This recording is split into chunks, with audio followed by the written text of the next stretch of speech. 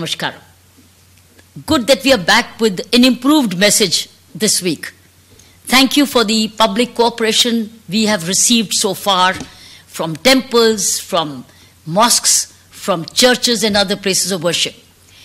Why I'm saying that we are in a better situation, controlled situation, I would say. It's a controlled situation. As it has been reported from our secretaries of the government of Puducherry, visiting temples, K. Mahesh has been visiting temples, Abhijit has been visiting the mosques and the churches. These two officers have been regularly on the job to visit the temples and the churches and the mosques.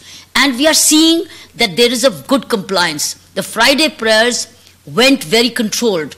The people had spaced out. They had, the halls were disinfected, they brought in their own mats, etc. So it's good news. Temples have their own spacing. They are using railings to see that the queuing is done. We want to thank you. Puducherry administration wish to thank you for the cooperation you have extended. But there's a scope for improvement. And the biggest scope for improvement is in rural temples. And my colleague, Mr. Niti Das, will explain to you the names of the temples which still need to be improved. And one temple has been ordered to be closed by Secretary A. Mahesh for the reason that the temple was not observing social distancing, not doing the marking, not having any the temperature checks, nothing. So you have to follow the rules because we want to avoid COVID spread in Puducherry. If we have to keep Puducherry safe and healthy, we have to spread COVID spread. And COVID cannot be spreading if we all wear our masks in public places. All wearing masks in public places, maintaining social distances, and also the marking so that if you go to temple or a mosque, you don't get to each other. You maintain social distances, also hygiene, also sanitation. These are very, very important. It is because of this only that we will be able to contain the COVID spread. Rural areas are still protected, but the rural temples are the places where people will assemble. Therefore, I'll be grateful if the rural temples also observe social distancing, they check the temperature before others are coming, have loudspeakers, make certain announcements. There's one thing which I wish to now reiterate. It is the youth in the rural areas. It's youth in the rural areas which needs to become a little more law-abiding. They are still roaming around without the masks and thinking that the law doesn't apply to them. This is not acceptable, friends. We must respect the law. We must understand because if it affects one person in the family, it'll damage the whole family because you're staying at home. This is my appeal that while all secretaries concerned are all on the ground, including the collector, Dr. Arun. So Dr. Arun, collector, K. Mahesh, our HRI secretary, our Abhijit Vijay, also on the ground. All these secretaries, key secretaries, are on the ground, only to make sure that there is a compliance and abidance of rule of law. Please keep making sure whether you are a shopkeeper, a vegetable vendor, or anybody, you wear a mask in public. You maintain social distancing and maintain hygiene. Whether it's a fish market or it's a vegetable market, it's very important that you do not huddle together. Space out your timing so that you can buy it. If we protect ourselves and protect the others, because when I wear a mask, I'm protecting you because you're not getting anything of mine, and I'm also not getting anything of yours. That means I'm protected by any sneeze or your cough. I'm protected. If we do this, we will protect ourselves and our members of the family and members of the community. And at temples and mosque prayers or churches, continue to maintain social distance and personal hygiene.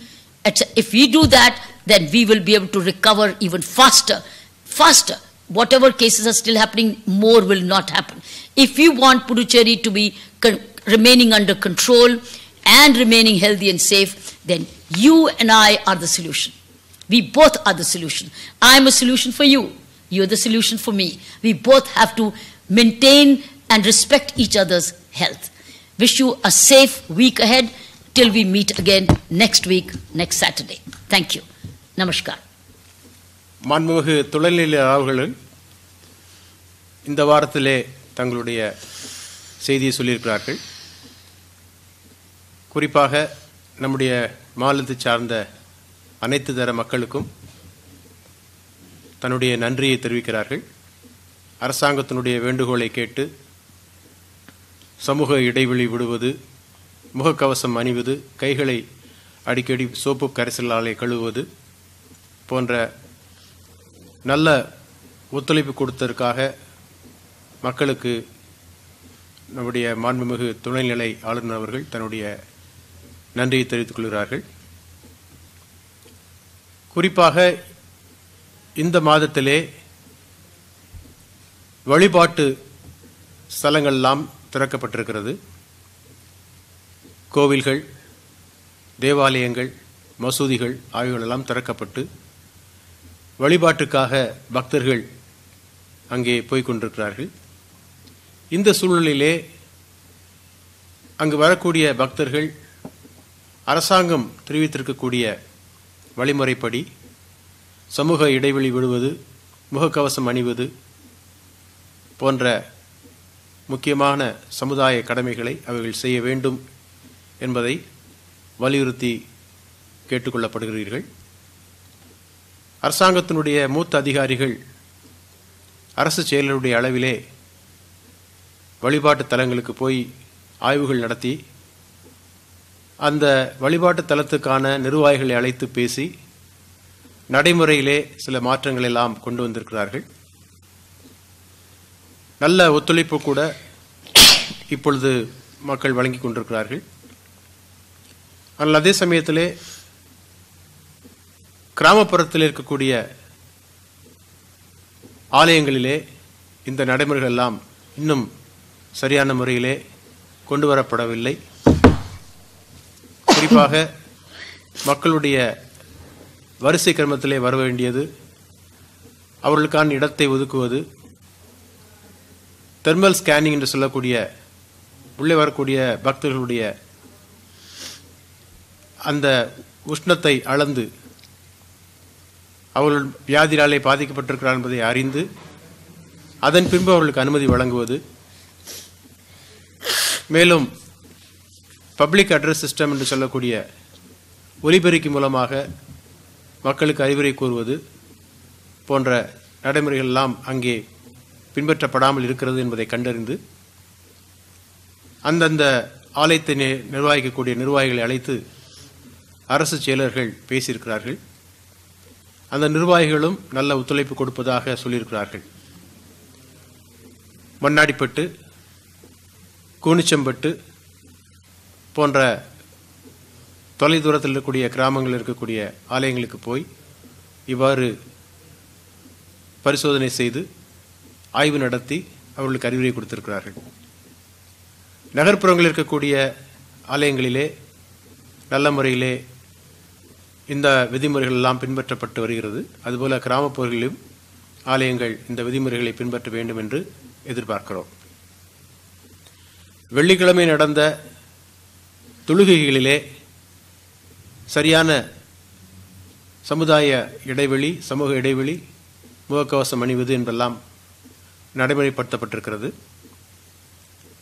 அதற்குரிய அரசு செயலாளர்கள் 11 மசூதிகளில் போய் ஆய்வு நடத்தி அங்கும் மக்கள் தங்களுடைய நல்ல ஒத்துழைப்பை கொடுப்பதை அறிந்து வந்திருக்கிறார்கள்.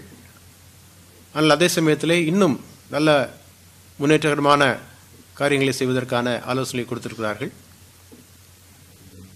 குறிப்பாக தொழுகைக்கு வரக்கூடிய நண்பர்கள், மக்கள் தங்களுடைய காலணிகளை மசூதிக்குள்ளே கொண்டு வராமல் அவைகளை தங்களுடைய வாகனத்திலே வைத்துவிட்டு வர வேண்டும் என்ற ஒரு அறிவுரையை சொல்லியிருக்கிறாங்க. ஒரு தொழுகையின் பொழுது அதிகபட்சம் எவ்வளவு நபர்கள் உள்ளே இருக்க முடியும் என்பதையும் அறிவிக்க வேண்டும் என்று அறிவுரை சொல்லியிருக்கிறார்கள். ஏனென்றால் சமூக இடைவெளி விட்டுதான் நாம் தொழுகை நடத்த வேண்டும். ஆலயமாக இருந்தாலும் சரி, தேவாலயமாக இருந்தாலும் சரி, மசூதியாக இருந்தாலும் சரி, தனிநபர் இடைவெளி குறைந்த அளவு 6 அடி இருக்க வேண்டும். ஆகவே வழிபாட்டு தலங்களுடைய பரப்பளவை பொறுத்து 6 அடி இடைவெளி விட்டு பக்தர்கள் உள்ளே வருவதற்கான நடைமுறையிலே எத்தனை பேர் ஒரே நேரத்திலே ஆலயத்தில் வழிபட முடியும் மசூதியிலே வழிபட முடியும் என்பதெல்லாம் குறித்து வைக்க வேண்டும் என்ற ஒரு ஆலோசனையும் சொல்லியிருக்கிறார்கள். வரக்கூடிய வாரங்களிலே இந்த ஆலோசனைப்படி மசூதிகளிலே, குறிப்பாக தேவாலயங்களிலே எத்தனை மக்கள் ஒரே நேரத்திலே அங்கே உள்ளே இருக்க முடியும் என்பதை வெளியே சொல்லி அதை ஒழுங்குமுறைப்படுத்துவார்கள் என்று எதிர்பார்க்கிறோம். நம்முடைய இளைஞர்களுக்கு ஒரு குறிப்பான ஒரு அறிவுரையை சொல்ல விரும்புகிறோம். குறிப்பாக கிராமப்புறத்தில் இருக்கக்கூடிய இளைஞர்கள்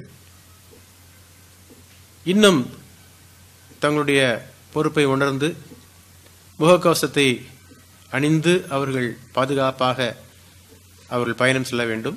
வாகனத்திலே செல்லும் பொழுது வாகனத்திலே ஒரு நபருக்கு மேலே போகக்கூடாது. சில நேரங்களிலே ஒரே வாகனத்திலே 2 பேர் 3 பேர் போகக்கூடிய நிலைமையெல்லாம் பார்க்கிறோம். அவ்வாறு நாம் செய்வோம் என்று சொன்னால் நோயினுடைய பரப்பலை நம்மால் தடுக்க முடியாமல் போய்விடும். இளைஞர்கள் தங்களுடைய பொறுப்பை உணர்ந்து அரசாங்கத்துக்கு ஒத்துழைப்பு கொடுக்க வேண்டும் என்று கேட்டுக்கொள்கிறோம். இப்பொழுது கடை வீதிகளிலே சரியான முறையிலே சமூக இடைவெளியோடு வியாபாரம் நடந்து கொண்டிருக்கிறது.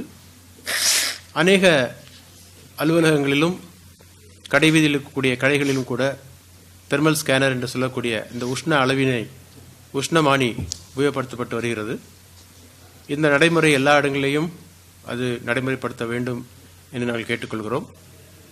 புதுச்சேரி மக்களுக்கு ஒரு பாதுகாப்பான, வியாதியற்ற, நோயற்ற நல்ல வாழ்வோடு வாழ வேண்டும் என்று நாங்கள் கேட்டுக்கொண்டு உங்களுக்கு வாழ்த்தில் கூடி முடிக்கிறோம்.